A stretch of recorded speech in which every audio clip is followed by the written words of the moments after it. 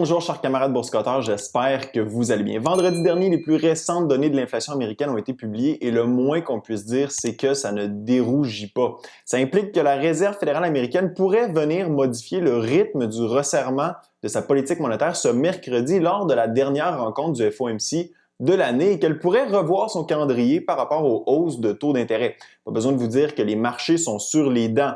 Puis de ce côté-ci de la frontière, la Banque du Canada a annoncé aujourd'hui les détails de son nouveau mandat pour les 5 prochaines années. Je vais vous glisser un mot là-dessus en fin de vidéo, mais avant d'entrer dans le vif du sujet, je dois vous parler du commanditaire de cette vidéo, Terrien CPA. C'est une firme comptable au service des PME innovantes qui est en affaires depuis plus de 30 ans. Ils peuvent aider votre entreprise avec vos états financiers, votre planification fiscale dans la tenue de livre ou avec vos demandes de crédit d'impôt. Les PME choisissent Terrien CPA en raison de leur expertise, de leur prix compétitif, leur flexibilité et leur temps de réponse rapide. Si vous avez besoin de services comptables pour votre entreprise, je vous invite à les contacter en vous rendant sur leur site internet terrien-cpa.com, sur Instagram, Facebook ou YouTube, où ils ont un podcast, Les Éconos, qui aborde différents sujets touchant l'argent. Terrien CPA, ce sont des comptables innovants à votre service. L'inflation annualisée est sortie à 6,8% vendredi dernier, un sommet depuis 1982.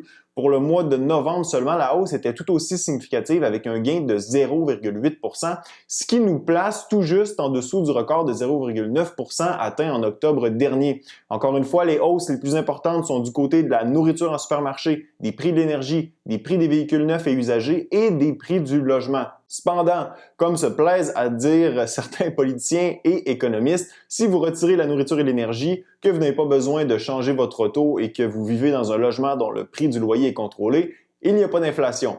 Par ailleurs, une nouvelle voix s'est ajoutée aux critiques de la mesure de l'inflation. Bill Ackman, fondateur du hedge fund Pershing Square Capital, a critiqué la méthodologie de calcul de l'inflation en ce qui a trait à la mesure de la hausse des loyers. Selon lui, le concept de Owner's Equivalent Rent ou valeur locative estimée des logements occupés par leurs propriétaires participe à brosser un portrait faussé du niveau réel d'inflation dans l'économie. En se basant sur les hausses de loyers imposées par les plus grands locataires de maisons unifamiliales aux États-Unis, qui sont de l'ordre de 17%, l'inflation passerait de 6,8%, soit la mesure officielle, à 10,1%. Tout ça fait écho à la vidéo que j'ai faite il y a quelques semaines dans laquelle on se posait la question à savoir si la mesure de l'inflation publiée par les gouvernements reflète la réalité sur le terrain de manière efficace. Peu importe les spéculations entourant le réel niveau d'inflation, les données officielles sont élevées, ce qui augmente la pression sur la Fed, dont un des deux mandats, je vous le rappelle, est de maintenir l'inflation ou la hausse des prix autour de sa cible moyenne de 2%.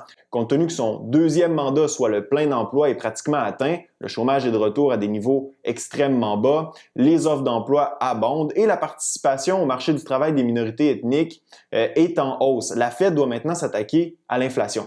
Sa crédibilité étant déjà assez malmenée compte tenu l'erreur entourant le choix du mot transitoire pour qualifier l'inflation, Jérôme Powell et la Fed doivent reprendre le contrôle de la trame narrative en prenant action pour soulager les pressions inflationnistes dans l'économie.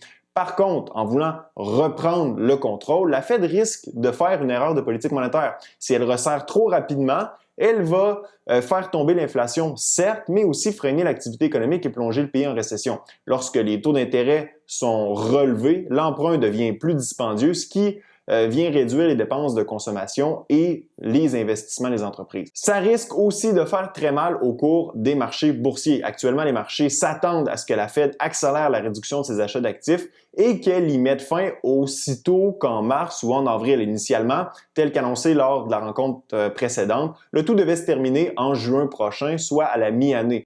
Puis vient la question des taux d'intérêt. La Fed nous dit depuis longtemps que la réduction des achats d'actifs n'est pas liée à une hausse des taux d'intérêt qui est à suivre. J'ai bien peur que la Fed change son discours ce mercredi et indique qu'elle devra relever les taux d'intérêt lorsque l'assouplissement quantitatif aura pris fin en mars ou en avril. Les projections économiques qui seront publiées nous indiqueront si la Fed a l'intention d'être plus agressive dans son combat contre l'inflation. Une mise à jour du graphique à points devrait nous donner un bon aperçu de la dynamique à l'intérieur du FOMC. En septembre, seulement 9 membres proposaient une hausse de taux en 2022. Attendez-vous à ce que ce nombre augmente à la rencontre de mercredi. Plus la Fed sera agressive mercredi, plus les marchés réagiront fortement. Comme vous le savez, les marchés escomptent au minimum 6 mois d'avance ce qui risque de se passer. Alors, si on estime que la Fed relèvera les taux 3 fois l'an prochain, eh bien, le marché va se réajuster en conséquence. Si vous avez des positions plus spéculatives dans votre portefeuille qui vous font mal actuellement, le mal risque de devenir encore plus aigu. Cependant, la Fed a beau montrer les dents, elle ressemble beaucoup plus à un chihuahua actuellement qu'à un pitbull. Sa capacité à relever les taux d'intérêt est limitée et le danger de le faire trop rapidement est assez grand. Je ne serais pas surpris qu'il y ait une pause et un rajustement de sa politique monétaire une fois l'assouplissement quantitatif arrêté, même si la Fed nous informe que des hausses de taux sont à venir au printemps. L'économie roule sur de l'argent gratuit. Si la Fed stoppe tout ça, l'économie et les marchés boursiers vont avoir très mal. Bref, à suivre, on s'en reparle mercredi.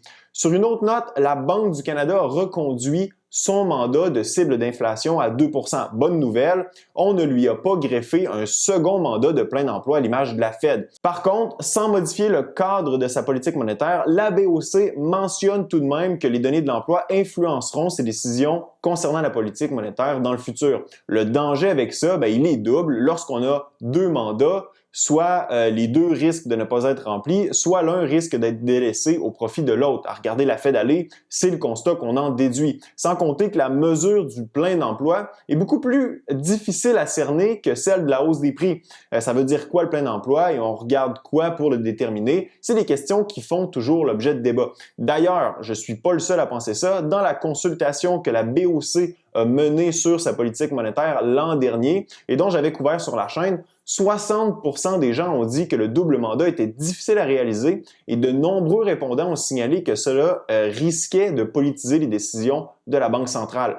Puis, la plupart des gens étaient d'avis que le ciblage de l'inflation, comme on a actuellement, devait être reconduit, ce qui a été fait.